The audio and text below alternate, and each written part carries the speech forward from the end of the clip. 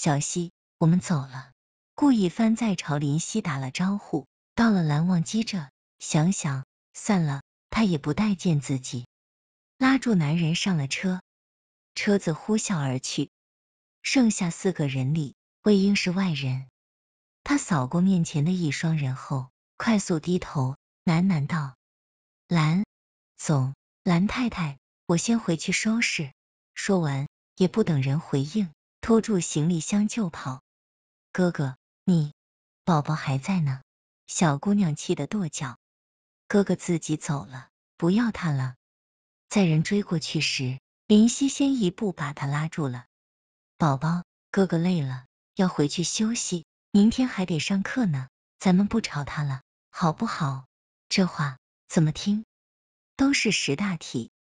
小家伙撅住小嘴，望向爸爸，后者却没有看他，浅眸望向远处，追随着。林夕留下来，原本单身的房间就不够住了。蓝忘机打电话给宿管部申请了家庭套间，2房1厅，这就意味着蓝忘机要从魏婴的宿舍对面搬走。为此，最大意见者蓝念音饰演。宝宝不走，宝宝就住这个房间，有事找哥哥。爸爸，你和妈妈搬去大房间吧。小姑娘挥挥胖手，不带一丝迟疑。虽然都有监控，但在安全，蓝忘机也不可能让孩子一个人留下来。要不忘机，我带孩子住这吧，你到休息室去住，那里安静无人打扰。你睡眠前，宝宝不上学，起得也晚，这样你起来了也不用担心会吵醒他。这话，任何一个人听了，都会觉得贴心。蓝忘机没有理由拒绝，他点了点头，交代了孩子几句，便拿了自己的衣物，离开了房间。第二天，魏婴被闹钟吵醒，按停了几次后，最后一个鲤鱼打滚猛地跳起。一看时间，我的妈呀！火急火燎蹦下床，冲进洗手间，不到2分钟就跑了出来，嘴角还有泡沫。跳到衣柜前，随手拿了衣服就往身上套。有段日子都是小家伙来拍他的门，叫他起床的，形同虚设的闹钟罢工了一段时间后，自己居然不适应了。从起床到收拾完毕，用了不到5分钟。拉开门时，对面的房门恰好打开，丝质的睡裙将女人姣好的身姿展露得淋漓尽致，睡衣一侧滑落，露出白皙如玉的香肩，长发披散在腰间，柔顺的像海藻。魏婴愣了好几秒，以前他只觉得女人优雅至极，如今一看，不泛慵懒与性感，即使是素颜，仍让人感受到窒息的美。女子笑住朝他打招呼：小魏老师，早。哦，蓝太太早。宝宝昨晚还念住要叫哥哥起床，可这丫头睡过头了，父女俩昨晚闹太晚，累住了，还在呼呼大睡呢。我这醒来才想起他的交代，这不准备喊你呢。女人的声音温柔似水，任谁这一大早听了都心旷神悦。可魏婴的注意力只放在了呼呼大睡上面。谁还在呼呼大睡？宝宝，还是宝宝和他们住一个屋子。那个人平时起得挺早的，是干了什么累成这样才呼呼大睡？这个念头闪过脑海时，魏婴猛然觉得自己可笑。他们是夫妻，睡一个房间不是正常的很吗？他们孩子都生了，还有什么没干过的？可是心里酸溜溜的，难受。魏老师呀，哦，那个，谢谢你，我上班去了，要迟到。魏婴落荒而逃的脚步凌乱，女人望住他的背影，眸光微深，若有所思。他不喜欢耍手段，可为了自己的幸福，他不能坐以待毙。他就是要点醒他。蓝忘机和他是夫妻，别越了线。这是魏婴上过最差劲的一节课。整个上午，他的脑海里全是蓝忘机和老婆滚床单的画面。他想，自己一定是疯了，而且疯得无可救药。他气恼，想哭，觉得心里难受的喘不过气来，想冲到那人面前朝他大吼，想打人一顿。他拼命压抑住，但心中的痛苦却像一把锋利的刀子，无情的割裂住他的心。连小不点的学生都看出了他的情绪。老师，你不高兴吗？天真无邪的眼神，稚嫩的声音，更衬托出了魏婴内心的邪恶。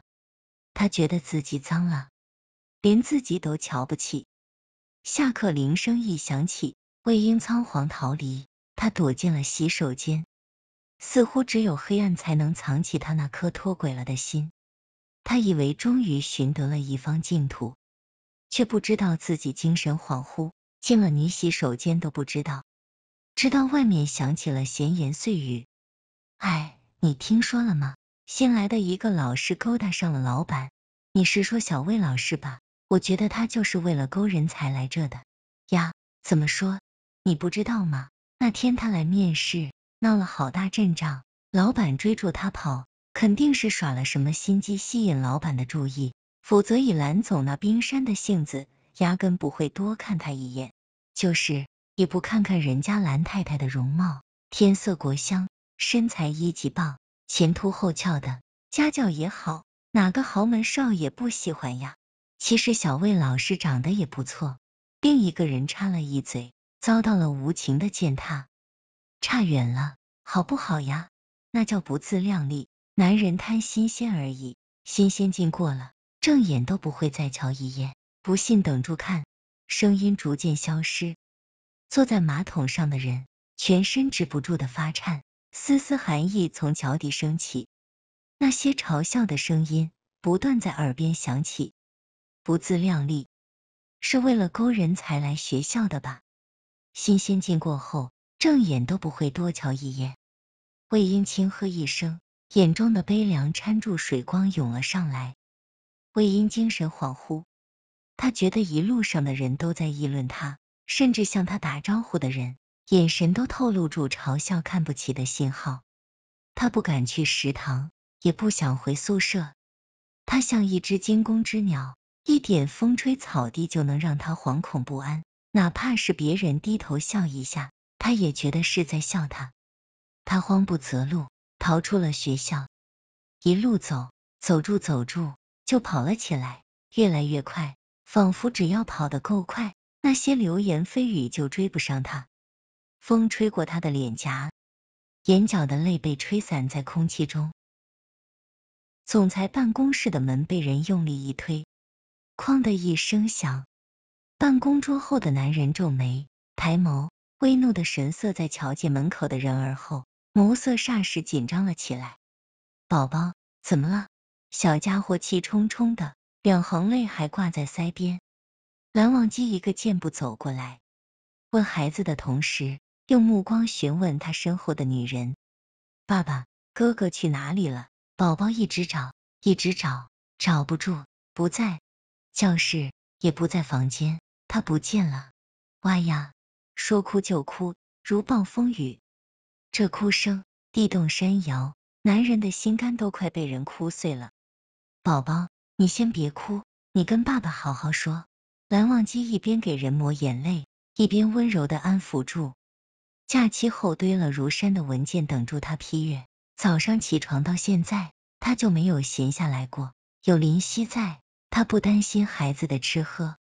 一忙起来，忘记打电话给人了。宝宝不是说了吗？哥哥不见了，找不住哥哥。这急性子的小辣椒，多问几句就不耐烦了。好，对不起，是爸爸没听清。蓝忘机二话不说就道歉，毫无底线。那宝宝都去哪里找了？去教室、房间，还有吃饭的地方，他和宝宝去过的地方都找了，找不住。哥哥被坏人抓走了，一想到就悲伤，一悲伤就哭。男人听住，也跟住紧张了起来。那人平时除了上课下课，基本上就是窝在房间睡大觉，要不就是去教导处。蓝忘机灵光一闪，宝宝，先别哭，爸爸打电话问问。男人快步回到办公桌，拿了手机就拨电话。那头的声音恭恭敬敬的。主任，魏老师在你那里吗？电话那头的人都不用问是哪个魏老师，直头就回答了。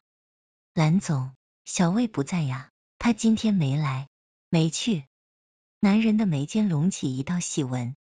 蓝总，发生什么事了吗？听住领导的声音不对劲，那头的人也紧张了起来。没事，你忙。